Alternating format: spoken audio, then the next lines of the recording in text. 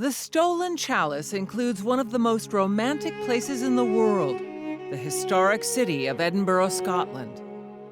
If there ever was a city to conjure up mystery and adventure, Edinburgh is perfect. From every vantage point, the 12th century ramparts of the historic castle are visible.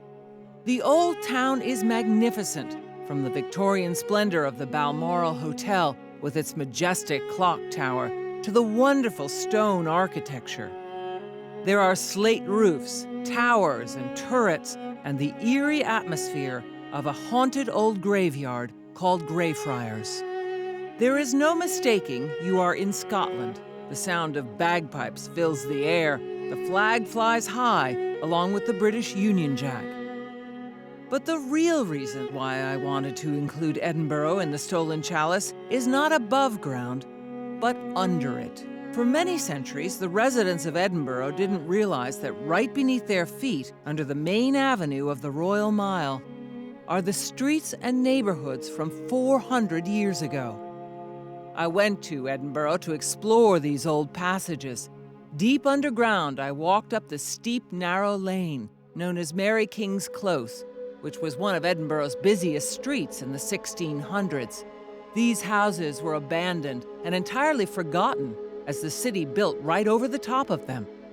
As described in the Stolen Chalice, the street is flanked on each side by the original tenement houses, 7 stories high, and looks pretty much the way it did in 1644 when plague struck its inhabitants. As I walk through the labyrinth of houses, it is dark and silent, and whether you believe in ghosts or not, it is very eerie. In the ancient dwellings, fireplaces and even old wallpaper is still faintly visible. You can easily imagine the families who once lived here. Some people see even more. Visitors often report seeing apparitions, and some psychics claim they are overwhelmed by paranormal activity. There are reports of a ghost, a little girl known by the name of Annie, who died in this room, abandoned by her family during the bubonic plague.